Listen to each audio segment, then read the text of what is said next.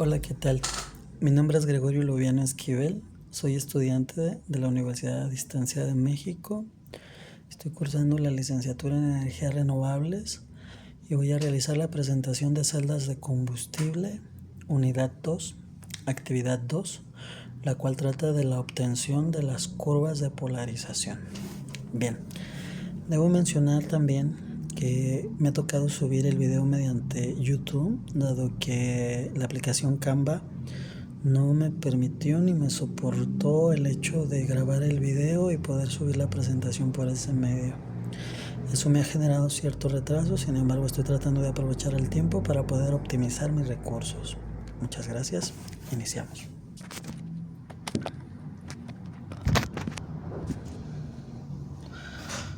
Como ya lo mencioné, ya me presenté. Sin embargo, pues vamos a hacer la introducción. Una figura de mérito o una curva de polarización es aquella que nos permite representar en términos cuantitativos, pero también visualizar cualitativamente una comparación entre dispositivos que tiene que ver con los diversos tipos de las celdas de combustible en relación a alguna variable que se afecte, que la podemos encontrar anidada en esta expresión, donde podemos alterar la intensidad, la diferencia de potencial, presión, temperatura, volumen o algunas otras que estarán en función de los reactivos y productos para la liberación de la energía en relación a la energía libre de Gibbs. Sin embargo, pues estas gráficas pues nos permiten visualizar el comportamiento de la eficiencia o rendimiento electrónico en relación a las pérdidas de potencial, las cuales nos permiten visualizar un comportamiento exclusivo como este, ya sea en función de la densidad, de la potencia o de la densidad de la corriente. No obstante, para poder introducirnos en eso, vamos a avanzar a la siguiente diapositiva. Las figuras de mérito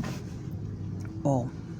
las curvas de polarización nos permiten representarla de dos maneras. Una, ya sea en relación al contrastar el potencial eléctrico con respecto a la densidad de la corriente, donde el potencial eléctrico lo vamos a encontrar en esta vertical a la izquierda y la densidad de la corriente la vamos a encontrar en esa horizontal en la parte baja, y que con ello vamos a poder visualizar cómo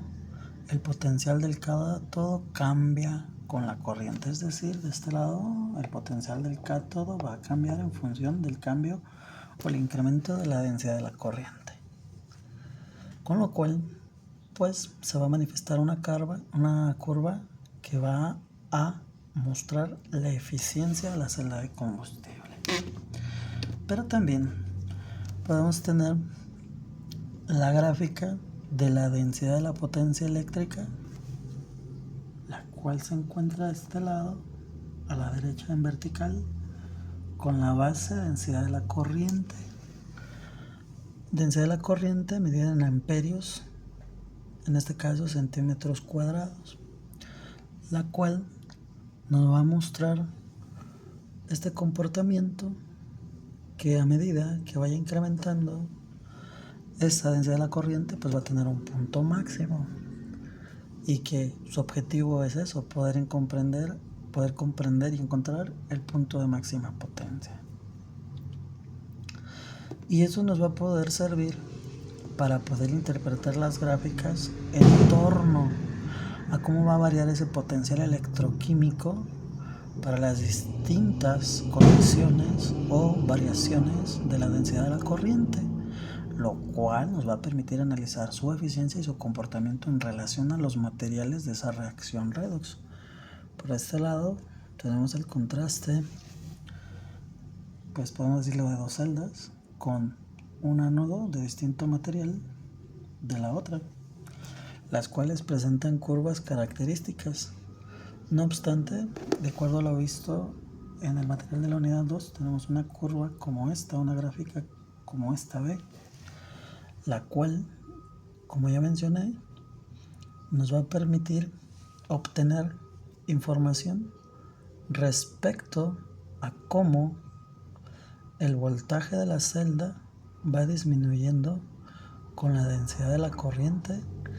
y que por lo tanto nos va a evidenciar las pérdidas o irreversibilidades por activación, resistencia ómnica o concentración. Para lo cual vamos a pasar a la siguiente diapositiva, donde la irreversibilidad por activación viene expresada por esta ecuación. Para el ánodo cátodo tenemos estos exponenciales. Sin embargo, nos vamos a centrar en esta región, la cual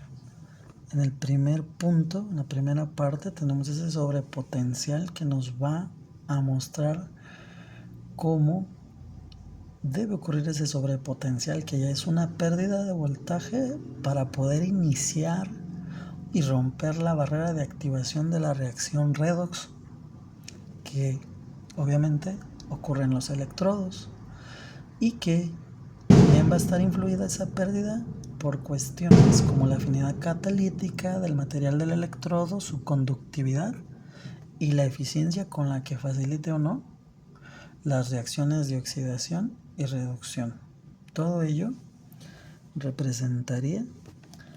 esta caída abrupta del sobrepotencial para después empezar a convertirse en una pérdida, por decirlo así, casi lineal. Ese diferencial de potencial lo tenemos aquí marcado y que para cualquier mínimo diferencial de potencial, por lo tanto, la intensidad de la corriente pues va a incrementar exponencialmente. Sin embargo, esa sería la primera parte de la región de la celda de combustible en lo relacionado con la activación, para después pasar a la parte media, la región donde existe una pérdida por resistencia ómnica, la cual también es una irreversibilidad que obviamente intrínsecamente esa pérdida es por el resultado de la oposición interna o resistencia interna al flujo de los electrones, pero que de acuerdo a esta expresión vamos a encontrar que la resistencia va a ser ese diferencial de potencial para el intercambio o para la resistencia electrónica sumado con la resistencia protónica, donde la intensidad, a medida que vaya incrementando, en este caso densidad de intensidad, que al ir creciendo pues va a haber una pérdida de voltaje, pero también una pérdida de la resistencia. ¿Qué ocurre? En esta parte de la curva de polarización se va a mostrar cómo a medida que incrementa la caída del voltaje y que también incrementa la corriente, es decir, esta crece, se va perdiendo la eficiencia para mayores densidades de corriente. La tercera parte, que tiene que ver con la irreversibilidad por concentración y que es la región final de la curva o gráfica de mérito, la cual pues a medida que tenemos una intensidad límite y que tenemos este diferencial de la intensidad, donde el diferencial tiende a cero, pues nos va a mostrar cómo esa pérdida de densidad de la potencia, como también caída de voltaje, a medida que siga creciendo la densidad de intensidad de la corriente, va a generar esa irreversibilidad producto del transporte de masa, donde, por ejemplo, va a haber un descenso brusco de la eficiencia que va a indicar la limitación del reactivo en el cátodo así como también esa cuestión de producción de energía dada y debida al transporte de masa. Cuando ya integramos o cuando ya revisamos o analizamos las 3 regiones de irreversibilidad por activación, resistencia óptica y concentración, entonces podemos tomar sentido con respecto a la eficiencia real. Estas irreversibilidades, ¿cómo van a restar a esa parte reversible de la energía libre de Gibbs? Con lo cual se va a mostrar el comportamiento característico de las dos curvas, donde, a manera de conclusión, podemos observar, uno, que siempre va a haber una caída de potencial abrupto por activación o sobrepotencial, con el cual se va a empezar a manifestar o a producir la reacción redox entre los reactivos y los productos, para a medida que ésta vaya decayendo el voltaje y la intensidad o densidad de intensidad de la corriente vaya creciendo, va a repercutir en la densidad de la potencia, pero que la densidad, la diferencia de potencial va a seguir decreciendo casi linealmente hasta la región de concentración, y que en esta parte de la resistencia ómnica vamos a encontrar que a medida que incremente la densidad de la corriente, pero que caiga el potencial electrónico, la densidad de la potencia va a incrementar hasta un máximo, pero después va a empezar a decrecer esa densidad de la potencia producto de las pérdidas por concentración, donde finalmente la intensidad límite va a ser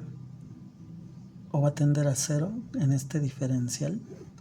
y que entonces va a caer más abruptamente la densidad de la potencia. ¿Qué es lo que se puede analizar respecto a esta ecuación en torno a las celdas de combustible? Una, podemos visualizar que la cantidad de área para ese transporte de densidad de la corriente es la que va a ser constante, pero que las variables como potencial eléctrico y corriente, así como densidad de potencia, van a cambiar en el tiempo.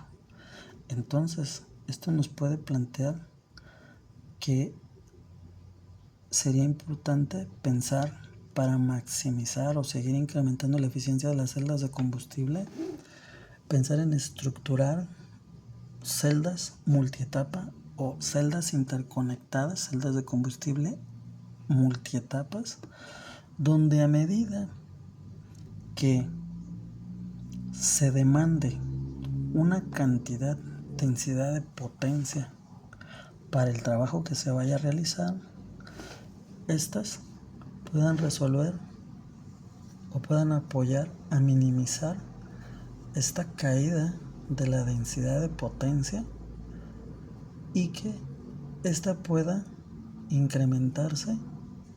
en extensión en el flujo del tiempo en relación a la densidad de la corriente. Pero obviamente se requeriría de un conjunto de sistemas complejos que puedan tener la capacidad de variar a demanda en el tiempo. Por mi parte es todo. Muchas gracias, profesor. Me disculpo porque en la primera aplicación Canva no pude subir la presentación. Sin embargo, poder hacer aquella y que no haya podido subirse a la plataforma me permitió poder poner observancia en algunos otros aspectos relacionados con la curva de polarización, y que en este caso me permiten introducirme más para poder comprender la interrelación de las diversas fórmulas y las variables que permiten graficar el comportamiento de las curvas. Sin embargo, solo me resta más que agradecer. Buenas noches.